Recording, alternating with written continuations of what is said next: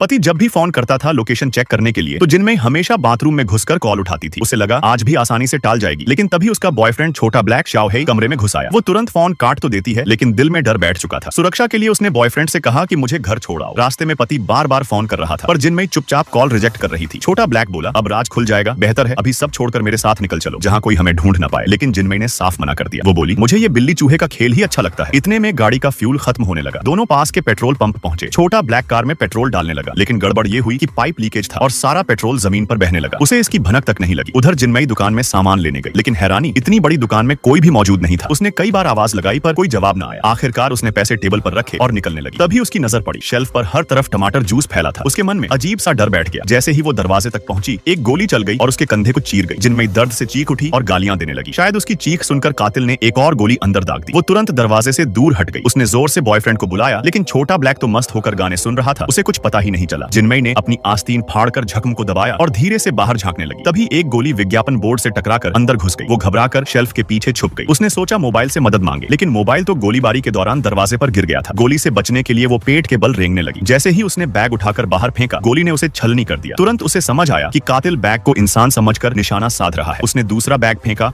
और मौका पाते ही तेजी से आगे बढ़ गई। उधर छोटा ब्लैक ने देखा गाड़ी से पेट्रोल लीक हो रहा था, लेकिन इससे पहले कि वो कुछ करे, अचानक एक गोली आकर उसके गले में धंस गई। वो वहीं ढेर हो गया। जिनमें टूट चुकी थी, लेकिन तभी उसकी नजर पड़ी, दीवार पर लाइट स्विच था। उसने सोचा अंधेरा हो जाएगा तो कातिल ठीक से निशाना नहीं साध पाएगा। वो शेल्फ को खिसकाते हुए जान पर खेलकर स्विच ऑफ कर देती है, फिर वायरलेस बदलकर मदद मांगती है, लेकिन चैनल बदलते बदलते उसे एहसास होता है कि वहाँ बस वही और कातिल ही है। इसी बीच एक कार पेट्रोल पंप पर आकर रुकी। वो दुकान वाली औरत का पति था। जिनमई ने बताया, तेरी बीवी को कातिल ने मार दिया, जल्दी 911 पर कॉल करो। लेकिन उसका मोबाइल तो कार में ही रह गया था। वो शीशे से पेरिस्कोप बनाकर चारों तरफ देखता है और धीरे धीरे कार तक जाने लगता है। जैसे ही वो हाथ बढ़ाता है, एक गोली उसकी छाती चीर देती है और वो भी वहीं मर जाता है। वॉकी टॉकी से कातिल की आवाज आई, दूसरों को बलि चढ़ाकर तू अपनी जान नहीं बचा सकती। जिनमई अब बिल्कुल टूट चुकी थी, लेकिन फिर उसने कसम खाई, अब डर से नहीं, दिमाग से इस खेल से बाहर निकलना है।